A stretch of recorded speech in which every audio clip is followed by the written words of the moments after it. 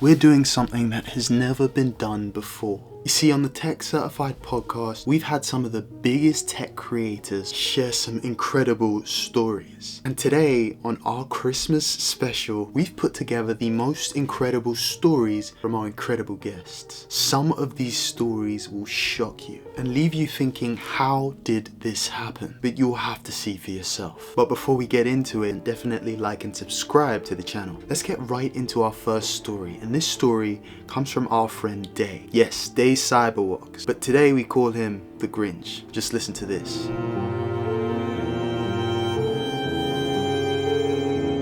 This happened when I was a cybersecurity intern, my very first role. Oh man, this was bad. Part of my role was like purging like emails because, financial industries are like very susceptible to business email compromise, right? So it was December, right? It was December 2020.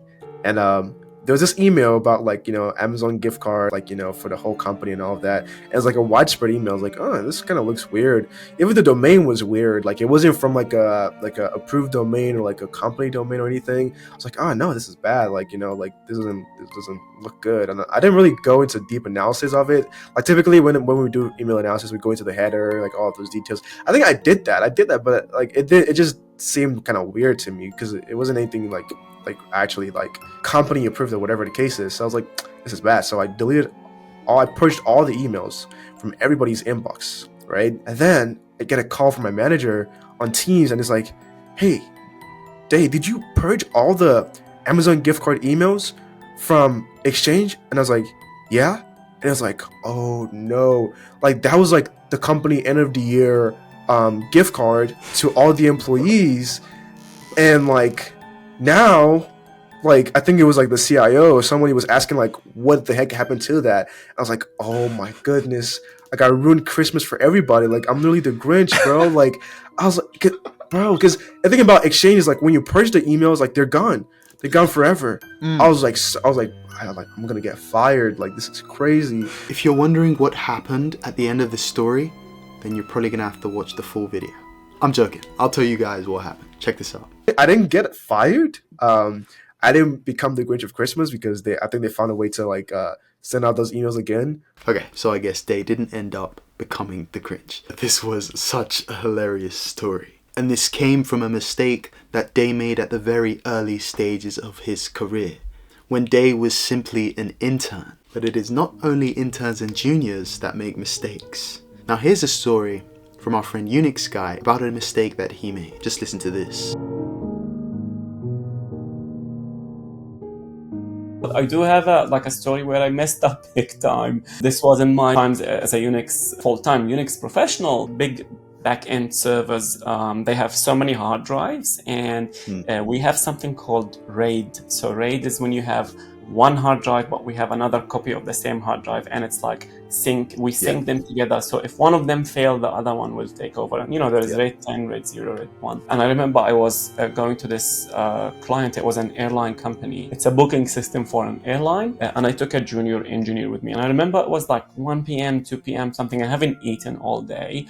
And this junior engineer was asking me questions non-stop. So as I logged into the server, I realized they had one of the hard drives has failed, and the primary hard drive failed, but the secondary has taken over. The operating system was Sun Solaris, and the mechanism or the software we used to be called Veritas Volume Manager. I knew these softwares in and out, so could do it with my eyes closed.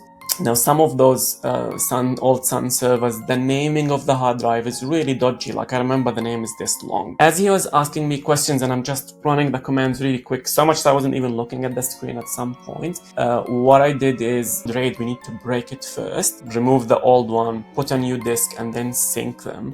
So what I did, I broke the RAID, took the old disk, put the new one, and when I ran, there was a set of commands to sync the two disks, and instead of syncing the one with the data to the new one, I sank the new one into the active disk. And As soon as I ran this command, I saw the server. I knew exactly what happened. And standing next to me was actually the database administrator who was working for that company, and his face went yellow, I cannot describe. He was tanned like me, and his face went yellow because he knew exactly what happened. I remember I looked at the engineer. I'm like, can you please stop talking for 5 minutes. Give me a second to just being experienced. I just took a step back. I messed up. The DBA guy, he started getting calls from his company. Like his phone started ringing, and they start like the application is down because all the branches they couldn't see the booking system. Like it was during working hours. So yeah, immediately I asked him, so where's your backup? So installed tape backups, and I started restoring backup, hoping it was recent. And yeah, it took what should have been like half an hour job. It took, I think, 3 hours. And yeah, I remember by the time I finished and I walked out, I was like, I didn't realize I was sweating so much. Like I wasn't physically nervous, but I think psychologically I was just so upset for causing an outage that was unnecessary. But that's one story I'll never forget. I'm so glad we was able to recover from this and they had their backups ready. It could have been so much worse, but luckily you found a way to save the day. And speaking of saving the day, it is Christmas, okay? And we've had a couple of horror stories already. Let's switch it up and have a hero story this time. And this story comes from our friend Vinicia, aka CyberQueen. Just listen to this. But my one key story comes from when I was actually my core focus was threat intelligence, and we had a really big incident in the bank. It was a real movie hack. One of our sister companies, they had been compromised, and we had gotten this notice that you really have to sit down for. And reading that notice, it's like, okay, fine, I'm on CSI Cyber now. We were being held at ransom for a compromise that happened in the sister company, and the data was going to be published, etc. But my job, which was actually such a small job in that incident, was one of the biggest jobs, but it was to make sure that I am monitoring the right keywords on all of the platforms that these cyber criminals would usually paste it. So if you think ghost bin, paste bin, anyway. So we had these threat intelligence tools, and I had to put in any keywords that I deem relevant to the data that they might have stolen to get the heads up for the bank if they were planning on publishing the data. So the incident went on, and it was days, and we hadn't been sleeping, and they had brought us food, and it was in this whole kind of war room.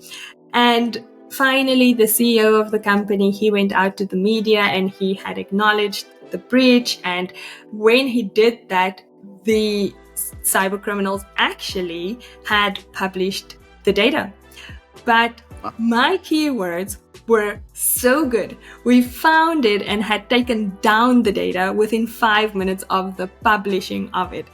And it was hectic. It was when he went onto the media, I was refreshing and looking at multiple screens for anything that pops up. And the moment that something popped up, it was almost first I blacked out, and then I was something popped up. And then it actually saved the day. You can have one single small job that you are sitting there thinking, oh, everyone's running around, everyone's deploying stuff, I'm just sitting here.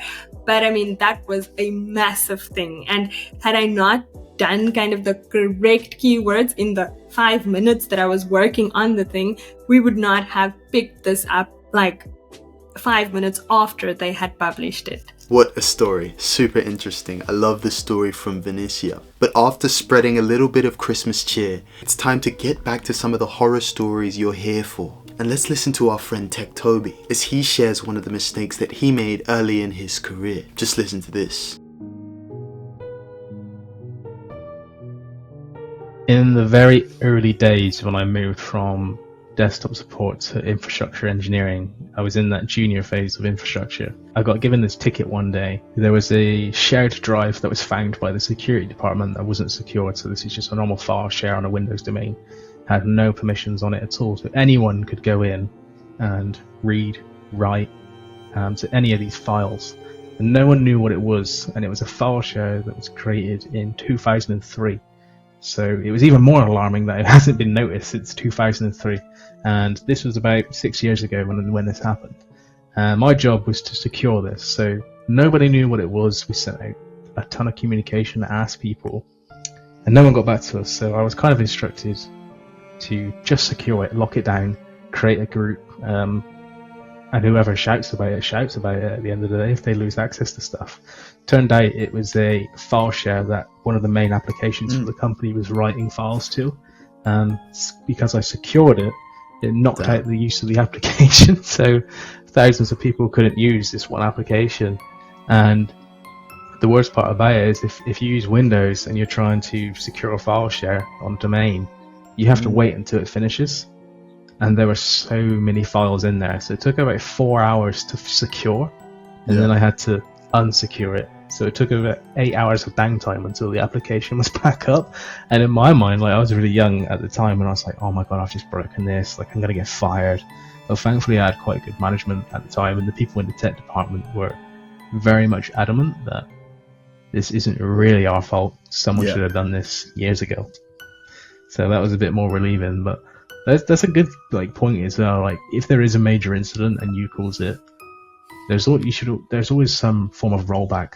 It may take time, but it does happen. Look at the CrowdStrike global IT outage. The person who calls that, I bet they had the worst week of their life. That's crazy. An amazing story from Toby about what he faced early in his career. Now, some of these stories might give us some nightmares, and we do not want nightmares at Christmas. We must hear about some of the stories that inspire us and that changed our perspective. And this is a story that is not cybersecurity related, but another role. Actually, the role of tech sales. This story comes directly from an unreleased episode. Let's listen to our friend William, where he shares one of the stories that completely changed his perspective on his career. Just listen to this. Anybody that knows door-to-door sales, you're pretty much, you're on the go, you're walking. There's no time to just kind of sit down unless it's your lunch break, right? And the only difference is, instead of knocking on your door, we were doing it for businesses on a street front, on literally a street road. And for me, being very young, enthusiastic, and wanting to just go out there and make sales, I came across this, I like to call him a wise man. Caleb, I know you read the Bible. I like to call him a wise man, right? And I came into his store. He had an eyeglass store. And I came in and I came in with the enthusiasm, and I was just kind of looking to get a sale in there. I felt it there, and I came to him, I introduced myself, introduced the product, like I always do, right? Mm-hmm. And he sat there, he listened, he didn't say anything. He didn't say anything at all. Another customer came in, he tended to that customer, and I was a bit agitated because I was like, hey, I just kind of came into your store, you're not going to acknowledge me. Yes, you looked at me, but you didn't even say anything. He took care of the customer, and then the customer went out, but I stayed. I could have left, but for some reason I stayed. And he told me to sit down on a bench in his store. I sat down on the bench, and he got some coffee, got some tea, asked me if I wanted coffee or tea. I said, no, I don't. I'm here to make a sale. I don't really want any coffee or anything. But he brings his tea, he brings his coffee, he sits down next to me, and he tells me, young man, I see the passion and the fire in your eyes. I can see that you're good at what you do. But he taught me a very important skill. And it was to understand that within sales as a whole, and you can apply this in life as well, the importance of being a people person, the importance of understanding relationships, and the importance of understanding dynamics within the relationships that obviously we as human beings create.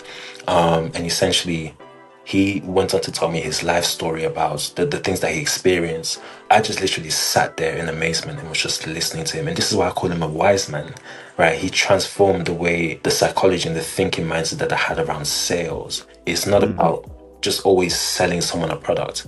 It's about, again, being a people person, understanding and listening to what they're saying, listening to what's being told. Yeah, I think that to me is the most meaningful kind of moment within my sales career. At the end of it, obviously, after coming back another day, I was able to get the sale eventually.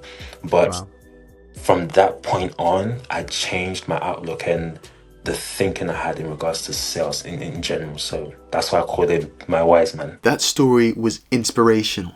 But unfortunately, we've got to get back to our traumatic horror stories. And this story might shock you. Let's listen to Kevin as he tells us one of his most devastating stories and how he recovered from it. Just listen to this.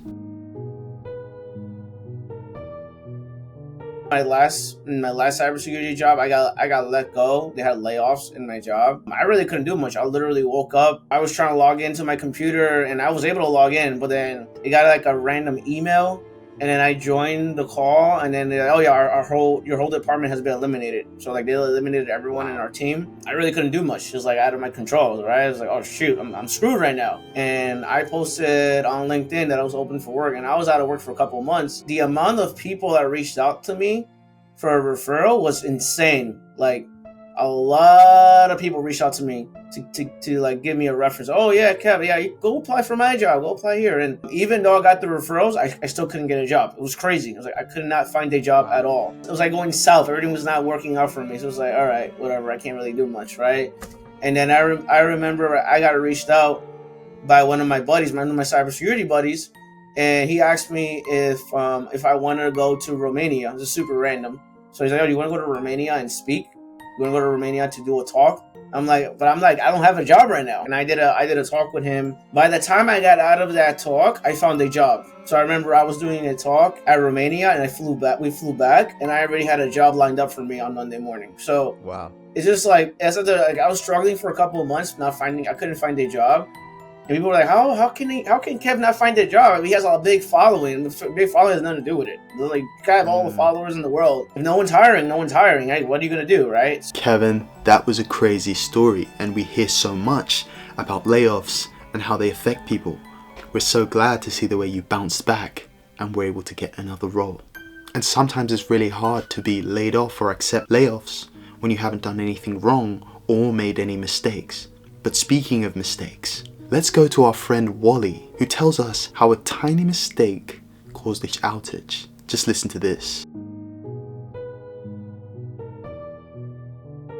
The way we work is we write what they call methods of procedures, which is basically like a step-by-step guide of how to configure something. And when you configure it, mainly they do the configurations at night, right? And the reason we do them at night is because there's less traffic that time.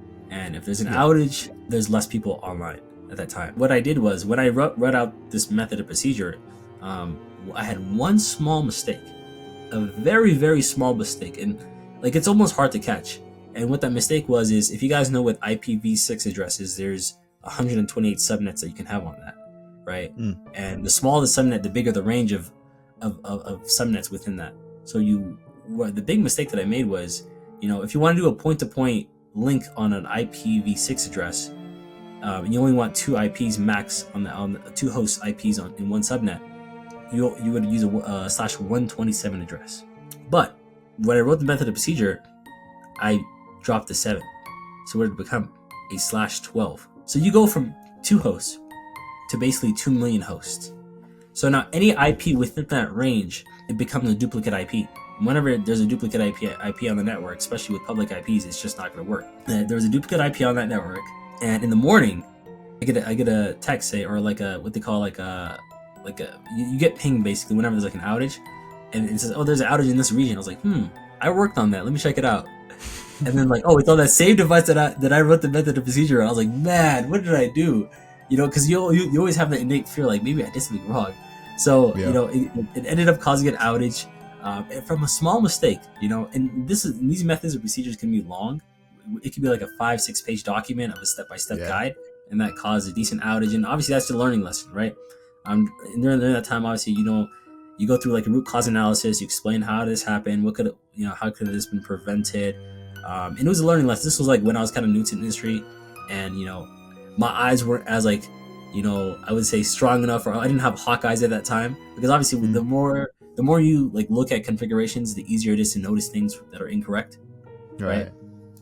Although I should have noticed that. I don't know. I'm surprised I still didn't get that, but it still went through like the cracks, and it still ended up getting configured. And that was a major learning lesson. Like that, whenever the outage happened, like I was kind of scared. Like I was like, man, did I mess up? Am I done? Like like you always have that fear. But obviously, this company's, they told me like, hey, don't worry about it. It's your first one. Everyone has like their own outage story, and like I said, it's a learning lesson, right? Another incredible horror story, but this time coming from a network engineer. Now, since we're talking about different roles in tech, let's talk about the role of a cloud solutions architect and how our friend Fayomi became one. Now, this is not necessarily a horror story, but it is a story of inspiration. Just listen to this.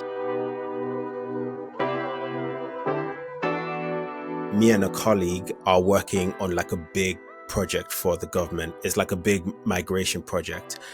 And it cost, let's say the cost of this project is about £750,000. And so it's just me and my colleague is senior. And so, I'm just there chilling because I'm like, I'm the junior guy here, my colleague, he got this. And so me and him, we're going to all the clients meetings, we're gathering the requirements. And I'm like, I'm just happy to be there. I'm just happy to help. And, this is a project that was going to take like 3 months. And 3 weeks into the project, the client was like, this seemed, they went to the management, was like, this colleague that I've been working with, he's not quite right for this role. You guys need to get rid of him. And at this point, because I've been the only other person on this project, so my other senior colleague was sort of removed from the project. And then all of a sudden, now I'm in charge of the project. And so at this point, I go from being just like in the background, just chilling out, someone else, now I'm responsible for the success of this project. And it's huge. It's like the biggest thing I've ever worked on in my career. So now I'm leading all the calls with the key stakeholders. I'm making the architectural decisions, and I'm having to like really think about, what we're going to do. I'm doing all the proof of concepts. And it was at this phase where I was like, I don't know what I'm doing. Like, I'm going to my manager, like, this is difficult. Like, and but they encouraged me. I think they did a really good job. They're like, look, you can do this. Maybe they brainstorm some things with me, but like, it was my project. And so, one way or the other, you're creating ideas, you're sharing it, you're doing proof of concepts, you're sharing it. I'm having conversations with the key stakeholders. And I remember at a point, I'm like, okay, I feel like I'm actually know what I'm doing. I feel like the key stakeholders, and these are very senior people. And I must have been like, I don't know, like 26 or something. And I'm holding meetings and I'm showing them, they're asking me questions, I'm answering. And I remember we keep going and, they're happy. They're like, okay, the project is moving. Whereas before it kind of stalled. And one way or the other, I get through the project. I do my final demo of this is how it's going to work. All the key stakeholders are happy. Everyone signs off on it, and it's good. And that was the moment where I was like, I am no longer just a cloud engineer or like a junior. So like it's almost like a baptism of fire. And I was able to sort of successfully get that project over the line. And I had to use programming skills. I had to use CI/CD skills. I had to use basically every skill I've ever developed. And this was where actually some of the projects I was doing on the side, because I was creating this app that, did stuff, and I had to use those technical skills, and I had to draw on all the stuff I did outside of work to be able to like make this a success. And so, yeah, that was definitely one of the scariest points. And wow. Luckily I was able to come through the other side. What an incredible story from Fayomi about how the challenge he was faced with helped him become the professional that he is today. How being thrown into the deep end allowed him to develop the skills that he has now. He developed in so many ways, including his communication. But speaking of communication, I need you to communicate with me. We have 2 stories left. And before we hear those 2 stories, I need you to go to the comment section right now and tell us your favorite story so far and why. And you must do that now, because the next story is one of my very own. And this is a horror story that came from one of my most memorable mistakes early on in my career. Just listen to this. But I was working for a company that kind of sends engineers out to small and medium-sized companies to sort of, work on their tech, upgrade their technology, that sort of thing. And I was sent out to a company to upgrade several different things, but one of those things was their antivirus. I think they were moving from McAfee to something else, or something to McAfee. And basically, one thing you shouldn't do, if you have done before, is have 2 antiviruses working on one endpoint on one device. It just doesn't work. But I didn't know this. I was sent to do a job. I was given instructions on what to do, and that's what I did. And so I went around to each individual and got their device, installed the new antivirus without taking off the old one. Some of them crashed, some of them didn't. The ones that crashed, one of them was the CEO of the company, and another was a director, and both of their devices crashed. It was pretty bad, and I was stressing. I was so stressed. I was calling people back at the headquarters or wherever, and people were just like, "Did you take off the old one?" And I was like, no. I wasn't told to do that. Yep, this is a true story. I really crashed the director and the CEO's devices. It was a mistake that I learned from, and I will never make the same mistake again. But clearly, as you've seen from most of these stories, these things happen. Now, here is another exclusive story from an unreleased episode. And this one comes from our friend, Mr. Fingerz. Mr. Fingerz walked us through the social engineering aspect of a pen test. And if you don't know what a pen test is, you'll understand a little bit more whilst watching this video. Just listen to this. While I was still working for my previous company, I was doing a pen test, but a walk-in pen test. So I have two cars. So one of my cars is a car that you will bluntly just never even think that I drive. So I used to just drive through. Before I even came into that building, so I used to drive past the building just to see the security guys, and I would spend maybe 2 or 3 hours just to see how the security is. And I saw, okay, security is a bit tight. So I came in as a delivery guy with a different car, because obviously if they see that other car, they would know it's me. So I came in with a different car. I was wearing obviously delivery clothes. Told the security guy, I'm here to deliver a certain item for a particular individual. That particular individual, obviously I got the name from LinkedIn, and I already did my research on this person. I knew their Facebook, I knew their Instagram, I know what they like, what they don't like. So I already bought a huge box of Lindt chocolate for that particular individual. And the security guard let me in. But while I was going in, I gave the security guard a huge Coca-Cola. I was like, thank you, here's Coca-Cola. So what I did, I was building trust with that security guard. Ended up asking him his name, how's your day going? And he was like, oh, thank you, telling me everything. Now he started telling me stories about this particular individual I'm looking for. And I was like, okay, this is what I want. And he told me, go to this building, turn here and look for this person. I got there, receptionist told me, okay, you can leave the package here. And I told him, I can't leave the package here, man. I need to go in and deliver it to her personally. I went in. That particular individual was on lunch. I met the cleaning lady. I need people to listen to this because people don't know this. People who clean in buildings are dangerous, guys. Do not mess with those people. Those people, respect them. I ended up speaking with cleaning ladies there.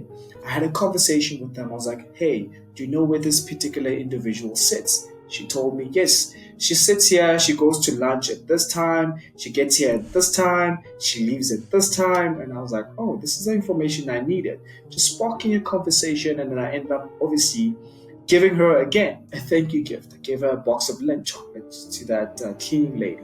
Thank you. Then I delivered my package to that lady's desk. She was not there at the desk. Her laptop was there.